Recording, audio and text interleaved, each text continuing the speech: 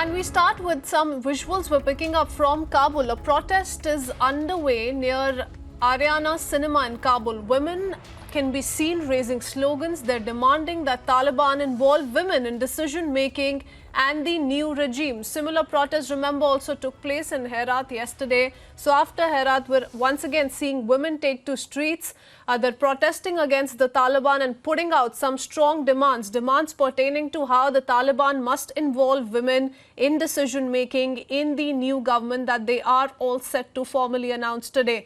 As the Taliban are all set to announce their government in Afghanistan, with reports coming in of how the Mullah Ghani Baradar could be leading the Taliban in Afghanistan, and more reports coming in, more names that we are picking up as per sources. Women taking to streets in against Taliban in Kabul, demanding that they must also be given representation in the new regime.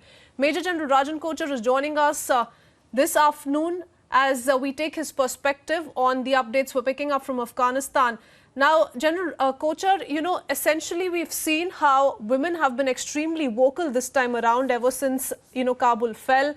And they've been saying that they've seen a changed, representation of women in the political scape these past 20 years. They've seen women attend schools and universities, and they will not go back to what the situation was like before, US intervened. So once again, taking to streets, women protesting in Kabul, demanding representation in the new regime. This is absolutely right, because especially Herat is a place where it's a liberal face of Afghanistan. The universities and the colleges, the last 20 years, there has been a lot of encouragement for women education and empowerment of women. And Afghani women have really done well in all walks of life.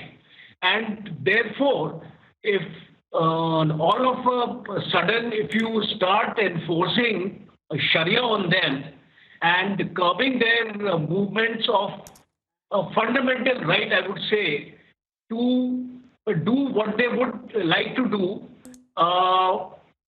in terms of education, in terms of upbringing of their children, in terms of daily living. And therefore, they are out on the streets today because they are objecting to this kind of oppressive measures of Taliban. And Taliban is supposed to be a new face.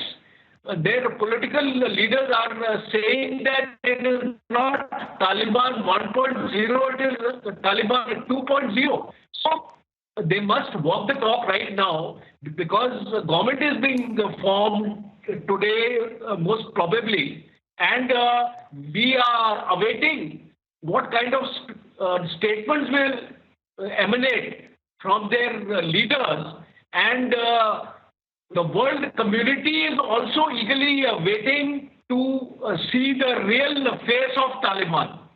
And in case this government does not mellow down this stance of theirs, I'm quite certain that the future of Afghanistan is at stake.